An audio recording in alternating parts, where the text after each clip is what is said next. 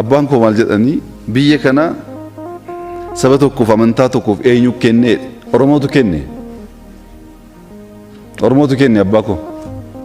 Oromootu waa hunda kan koomiteedha. Adwaa kan koomiti. Itoophiyaa kan koomiti. Oromootu kenne abbaa biyyummaasaa. Meekanii yeroo adwaa hadhiisnu hin turre waan ta'eef baay'een keessan waraana Itoophiyaaf Sumaalee gidduu adeemsifame. Baay'een keessan hin dhageenye hin beektanii Oromoo hin duune achi keessa.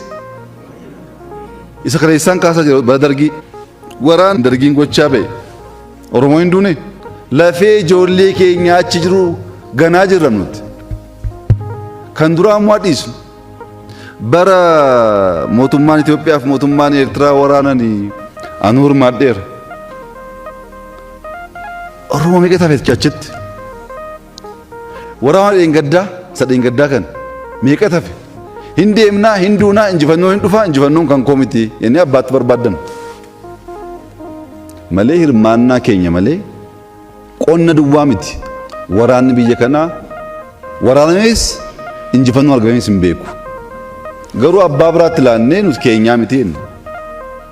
Adwaan Gabayyoon kan du'e Adwaa irratti gaafa injifannoo sana du'e Gabayyoon kan waraana Itoophiyaa gaggeessu Gabayyoodha. Gabayyoo Gurmuu namicha waraana gaggeessaa deemee aarsaa ta'ee injifannoo fide kan koomite inni abbaa biraatti barbaaddan. Beettu biyya keenyatti